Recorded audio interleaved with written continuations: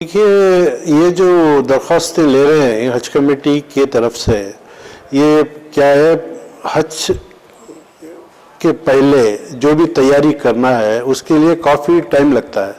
मतलब 3-4 महीने लग जाते हैं दरख्वास्तें इनवाइट करना, फिर दरख्वास्तें आना, फिर लॉटरी सिस्टम रखना, ये सब भी बहुत सा टाइम कंज्यूमिंग प्रोसेस है। ये प्रोसेस को पूरा करने के लिए क्या किए हैं, ये दरख्वास्तें मंगा रहे हैं अभी, तो ये चलता रहता है, ये सिलसिला चलता रहता है। लेकिन सऊदी गवर्नमेंट की तरफ से अभी तक कोई पॉलिसी नहीं आई है कि हज के लिए क्या करना है, हज की क्या पॉलिसी रहेगी, कैसे कंडक्ट करेंगे नेक्स्ट हज, कितना कोटा देंगे और टोटल कोटा कितना होगा, एग्रीमेंट कैसे होगा, मकानात का क्या अरेंजमेंट होगा और ट्रांसपोर्टेशन का क्या अरेंजमेंट होगा, ये इसका कोई भी अभी तक कोई ख़ास पॉलिसी अडॉप्ट नहीं किए हैं।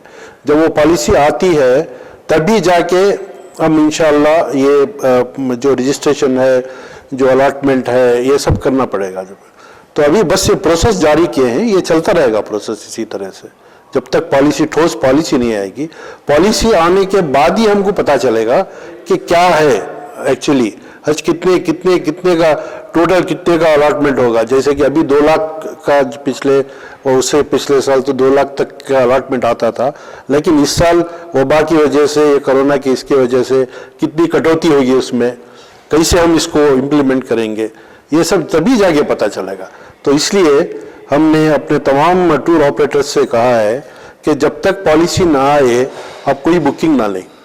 जब पॉलिसी आ जाए, और कीमत का भी बहुत ज़्यादा होने के चांसेस है इस टाइम, तो ये सब हमको तभी मालूम पड़ेगा जब पॉलिसी उनकी आ जाए। अकोमोडेशन में क्या है, ट्रांसपोर्टेशन में क्या है। फॉर एग्जांपल अभी एक रूम में जो 4 आदमी 5 आदमी रहते थे, वहाँ पे सिर्फ 2 आदमी रहना है करके एक ये आ रही है, न्यूज़ आ रही है।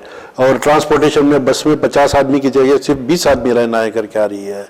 तो ये सब चीज़ें रख के ही हमको रेट फिक्स करना पड़ेगा कि पर हाजी कितना हम चार्ज कर सकते हैं।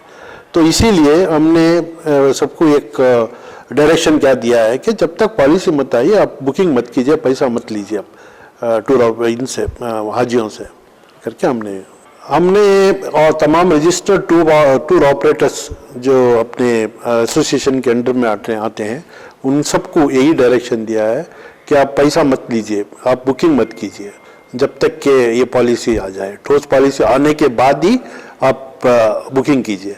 और तमाम हुज्जाज को भी हमारी यही दरख्वास्त है कि आप जाके कहीं पैसा देके मत फंसिए आप, जब तक कि इसको सही आप जान लें क्या है क्या नहीं है, देख के ही बाद में अपनी बुकिंग दें। उससे पहले आप पैसा ले जाके मत फंसाइए किसी भी तरह। रजिस्टर्ड टूर ऑपरेटर तो लेंगे नहीं, जो अनरजिस्टर्ड है जाके आपको पता ही है, जो अनरजिस्टर्ड जाके पैसा ले लेते हैं, हम लेके जाएंगे हज को करके, ऐसा आप ले जाके मत दीजिए पैसा किसी को। प्राइवेट के इसमें जब कोटा देंगे सऊदी गवर्नमेंट, तब जाके इंडियन गवर्नमेंट जाके एग्रीमेंट करेगी, बाइलैटरल एग्रीमेंट। जब एक बार बाइलैटरल एग्रीमेंट होगा सऊदी के साथ, उसमें क्लियरली मेंशन होगा कि प्राइवेट टूर ऑपरेटर्स को कितना है। फॉर एग्जांपल अगर 1 लाख का कोटा दे रहे हैं तो करीब 60,000 तक हज कमेटी को जाएगा और करीब 35 to 40,000 प्राइवेट टूर ऑपरेटर्स को आएगा कोटा। तो इसके हिसाब से अब जितने टूर्स अपने रजिस्टर्ड टूर्स ऑपरेटर्स हैं उनको डिस्ट्रीब्यूट करके देंगे गवर्नमेंट से। तो इस तरह से हमको मालूम होगा कि एक पीटीओ को कितना अलॉटमेंट मिल रहा है, तो उस हिसाब से ही बुकिंग होगी। वो सही रूट है एक्चुअली। 21 में अनाउंस करने के चांसेस हैं, जनवरी के तक इंशाल्लाह। अगर जब तक हो जाए, कुछ आ जाए, कुछ बाइलैटरल एग्रीमेंट के लिए इन्वाइट करें तो हमको पता चलेगा, तो इमीडिएटली हम अनाउंस करेंगे अखबारात में के ज़रिए, टीवी के ज़रिए अनाउंसमेंट होगा कि प्राइवेट टूर ऑपरेटर्स को भी इतना मिला है कोटा, तो उस हिसाब से बुकिंग शुरू कर सकते हैं। ज़रा इंतज़ार करें।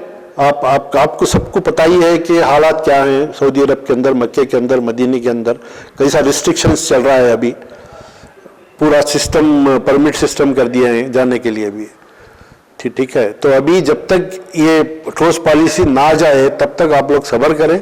जब एक बार आ जाएगी थोड़ा से पॉलिसी तो इंशाल्लाह अनाउंसमेंट होगा अखबारात के जरिए, मसाजिद में, सब जगह भी, तो उसके बाद बुकिंग आप करवा सकते हैं। तब तक आपको सब्र करना होगा।